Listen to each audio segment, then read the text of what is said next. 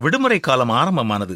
எங்காவது எங்களை அழைத்துச் செல்லுங்கள் என்று கேட்டுக்கொண்ட பிள்ளைகளுடைய ஆசைக்கு இணங்க மகேஷ் குடும்பம் அருகிலிருந்த ஒரு கோடை வாசஸ்தலத்திற்கு கிளம்பிச் சென்றது.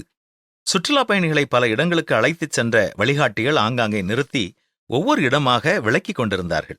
ஒரு குறிப்பிட்ட பாதையில் சாலை ஓரமாய் காரை நிறுத்தி வெளியே இறங்கி அந்த அழகான இயற்கை காட்சிகளை ரசித்துக் கொண்டிருந்தார்கள்.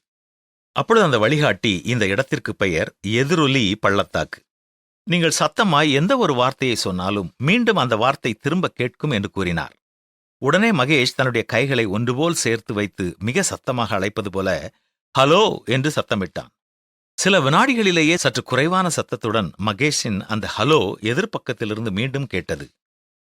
பிள்ளைகள் இருவரும் தங்களால் எந்த அளவு சத்தத்தை உயர்த்தி சத்தமிட முடியுமோ அப்படி பல வார்த்தைகளைச் சொல்லி சற்று நேரம் விளையாடினார்கள்.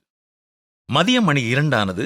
மகேஷின் மனைவி, நேரமாகிவிட்டது, நாம் நேராக போய் தங்கியிருக்கும் விடுதியில் முகம் கைகால்களை கழுவிக்கொண்டு உணவருந்த வருவோம் என்று கூறினார்கள். உடனே இளைய மகள், இல்லை, எனக்கு வயிறு அதிகம் பசிக்கிறது, நேராக சாப்பிடப் போவோம் என்று சொன்னாள். உடனே மூத்தவள், சின்ன பாப்பா கொஞ்சம் பொறு என்றாள். உடனே இளையவள், நீதான் சின்ன பாப்பா என்றாள் கோபமாக. நீதான் சின்ன பாப்பா, இல்லை நீதான் சின்ன பாப்பா என்று வார்த்தைகள் எதிரொலித்தன. உடனே தாய் அவளை பார்த்து, என்ன இங்கேயும் ஒரு எதிரொலி மலையா? இப்படி கோபப்படக்கூடாது என்று ஆலோசனை கூறினாள்.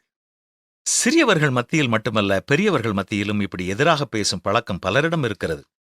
யாருடைய குறையாவது சுட்டிக்காட்டினால் உடனே நீயும் அப்படித்தான் என்று பதில் சொல்லும் பலரை நீங்கள் இங்கு பார்த்திருப்பீர்கள். நம்மை குறித்து யாராவது குறைவாய் பேசினால் நம்முடைய பதில் எப்படி வருகிறது? மனிதனுடைய கோபம் தேவனுடைய நீதியை நடப்பிக்க மாட்டாது என்றுதான் பரிசுத்த வேதமும் நமக்கு கூறுகிறது. ஏன் நமக்கு கோபம் வருகிறது? நாம் நினைப்பது போல நடக்க வேண்டும் என்ற எண்ணத்தோடு வாழ்பவர்களுக்குத்தான் கோபம் வரும். தாழ்வு மனப்பான்மை உள்ளவர்களுக்கு கோபம் வரும். சுயநலக்காரர்களுக்கு கோபம் வரும்.